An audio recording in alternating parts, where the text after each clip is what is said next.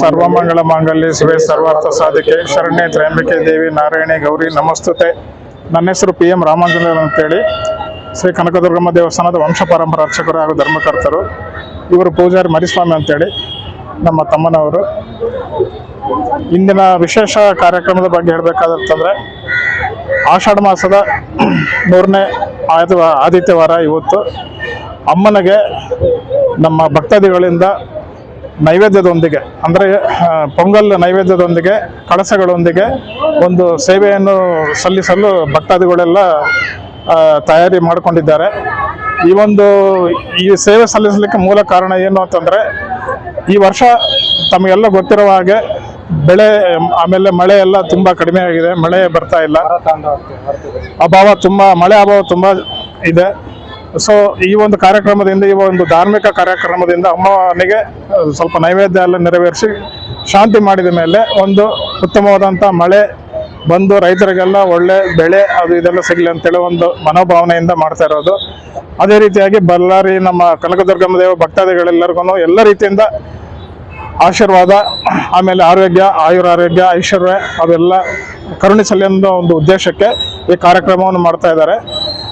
ಸುಮಾರು ಒಂದು 108 ಮಂದಿ ಮುತ್ತೈದವರಿಂದ ನಮಗೆ ನೈವೇದ್ಯ ಆಮೇಲೆ ಕಳಸಗಳೊಂದಿಗೆ ಎಲ್ಲ ಮೆರವಣಿಗೆ ಈಗ ಪ್ರಾರಂಭ ಆಗುತ್ತೆ.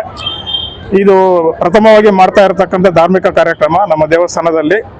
ಈ ಒಂದು ಕಾರ್ಯಕ್ರಮವನ್ನು ಪ್ರತಿ ವರ್ಷವೂ ಈ ಆಷಾಢ ಮಾಸದಲ್ಲಿ ಹಮ್ಮಿಕೊಳ್ಳಲಿಕ್ಕೆ ನಾವು ಮುಂದಿನ ದಿನಗಳಲ್ಲೂ ಕ್ರಮ ಕೈಗೊಳ್ಳಲಿಕ್ಕೆ ನಾವೆಲ್ಲ ವ್ಯವಸ್ಥೆಯನ್ನು ಮಾಡಿಕೊಡ್ಬೇಕಂತೇಳಿ ನಿರ್ಧಾರ ಮಾಡಿದ್ದೀವಿ. ಸೊ ಈ ಒಂದು ಒಳ್ಳೆ ಧಾರ್ಮಿಕ ಕಾರ್ಯಕ್ರಮವನ್ನು ನಮ್ಮ ಕನಕದುರ್ಗಮ್ಮ ದೇವಿ ಭಕ್ತಾದಿಗಳೆಲ್ಲರೂ ಇದರಲ್ಲಿ ಭಾಗವಹಿಸಿ ಅಮ್ಮನ ಕೃಪೆಗೆ ಪಾತ್ರರಾಗಿ, ತದನಂತರ ನಮ್ಮ ದೇವಸ್ಥಾನದ ವತಿಯಿಂದ ನೀಡುವ ಪ್ರಸಾದಗಳೆಲ್ಲನ್ನು ಸ್ವೀಕರಿಸಿ ಈ ಕಾರ್ಯಕ್ರಮದಲ್ಲಿ ಭಾಗವಹಿಸಲು ಎಲ್ಲ ಭಕ್ತರಲ್ಲಿ ಕೇಳ್ಕೊಳ್ಳುತ್ತಿದ್ದೇವೆ.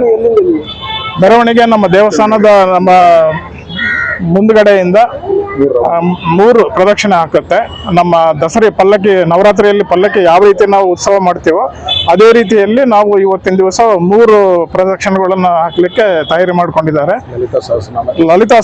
ತದನಂತರ ಲಲಿತಾ ಸಹಸ್ರನಾಮವನ್ನು ಪಠಣ ಮಾಡ್ತಾರೆ ಒಂದು 108 ಮಂದಿ ಮುತ್ತೈದವರು.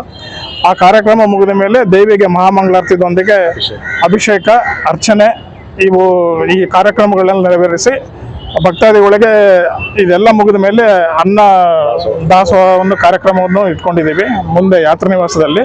ಸೊ ಆ ಒಂದು ಅನ್ನದಾಸೋಹ ಕಾರ್ಯಕ್ರಮದಲ್ಲಿ ಎಲ್ಲ ಭಕ್ತರು ಭಾಗವಹಿಸಿ ಅಮ್ಮನ ಪ್ರಸಾದವನ್ನು ಸ್ವೀಕರಿಸಬೇಕಾಗಿ ನಾನು ಎಲ್ಲ ಭಕ್ತರಲ್ಲಿ ಹೃದಯಪೂರ್ವಕ ಕೇಳ್ಕೊಳ್ತಾ ಇದ್ದೀನಿ. ನಮಸ್ತೆ. ಆಷಾಢ ಮಾಸ ಅಂತಂದ್ರೆ ದೇವಿಗೆ ಭಾರಿ ಪ್ರೀತಿಕರವಾದ ಮಾಸ ಇದು. ಈ ಆಷಾಢ ಮಾಸದಲ್ಲಿ ಈ ದೇವರಿಗೆ ಈಗ ಆದಿಶಕ್ತಿ ದೇವರು, ಹೆಣ್ಣು ದೇವರು ಎಲ್ಲಿರ್ತಾರೋ ಅವರಿಗೆ ಒಂದು ಪೂಜೆ ಮಾಡಿ 100ರಷ್ಟು ಫಲಿತ ಬರುತ್ತೆ ಅಂತ ಹೇಳಿ ಮಾಡ್ತಾ ಇರೋದು.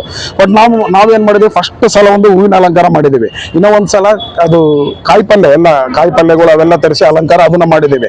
ನಿನ್ನೆ ಬಂದು ಹಣ್ಣಿನ ಅಲಂಕಾರ ಒಂದು ಮಾಡಿದೀವಿ. ಇವತ್ತು ಈ 3ನೇದು ಇದು ಆಯುಧವಾರ ಆಗಿದ್ದಕ್ಕ ಈಗ ನಾವು ಈ ಭಕ್ತಾದಿಗಳೆಲ್ಲ ಒಂದು ಮೊಸರನ್ನ, ಅದು ಪೊಂಗಲು ತಂದು ಒಂದು ಪ್ರದಕ್ಷಿಣೆ ಹಾಕಿ ಈ ದೇವಿಗೆ ಶಾಂತಿ ಮಾಡಿ ಈ ಆಷಾಢ ಮಾಸದಲ್ಲಿ ಮಾಡಿದ್ರೆ ಬಹಳ ಸಂತೋಷ, ಶಾಂತಿಯಾಗಿ ಸಿಗಲಿ, ಜನ ಎಲ್ಲರಿಗೆ ನೆಮ್ಮದಿ ಇರಲಿ, ಶಾಂತಿ ಸಿಗಿಲ್ಲ ಅಂತೇಳಿ ನಾನು ಒಂದು ಹೇಳ್ತಾ ಇದ್ದೀನಿ ನಿಮ್ಮ ಹತ್ರ ಅಷ್ಟೇ.